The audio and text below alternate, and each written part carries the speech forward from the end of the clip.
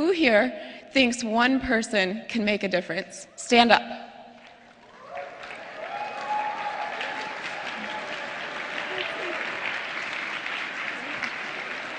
All right. Yeah, that's a lot of people standing. Have a seat. Thank you. All right, now think about this. Isn't society more powerful than an individual? Okay. What about government? Isn't government more powerful than an individual? How about an organization? No. All right. So I want to tell you about a sociology professor I had in college. She was a lovely woman from Pakistan, and she announced one day in class that one person cannot make a difference. Now, back then, I was painfully shy. I never would have volunteered to give an answer or to speak in class. I was way out of my comfort zone. So when she said, one person cannot make a difference, I looked to my left and I looked to my right, and I waited for someone, anyone, to stand up and to tell her she was wrong. And it didn't happen. Not one person stood up and disagreed with her.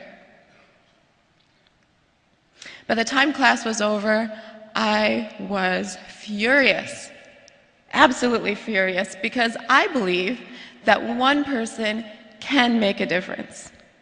My mom is proof of that. She spoke out, and by speaking out, she became that one person who made a difference. Others heard what she had to say, and they joined her in this battle. And together, all of those individuals stood in solidarity, and they made a difference. History is full of such individuals who took a stand for their beliefs and made a difference.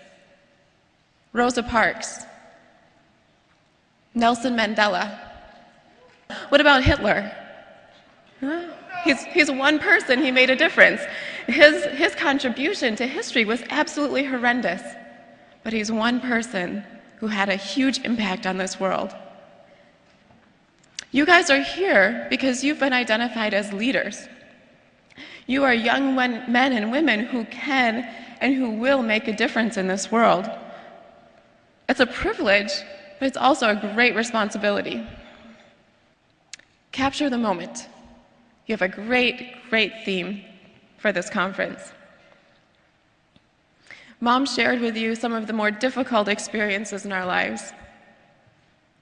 And it would be easy, hearing about these traumatic childhood experiences, to imagine that I grew up to be angry and bitter and resentful.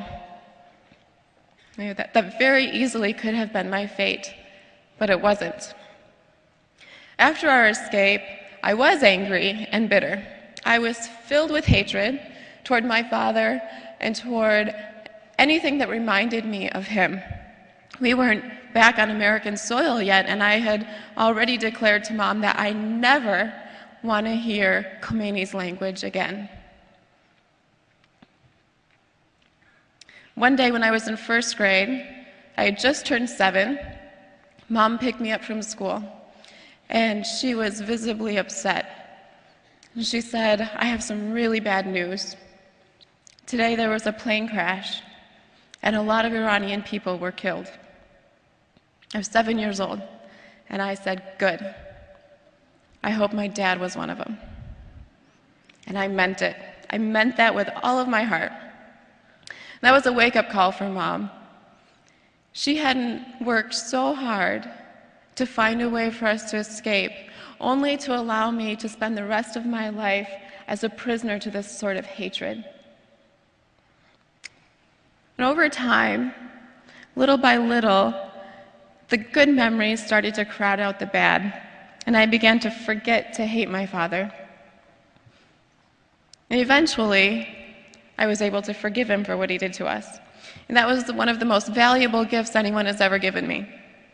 Mom likes to say that I'm the real heroine of our story, and I disagree. I think we make a good team. I may have given her the motivation she needed to find a way out of Iran, but she's been the one standing beside me, encouraging me, and supporting me every single day of my life, and that continues even today. While you're here at this conference, really make a conscious effort to capture the positive moments.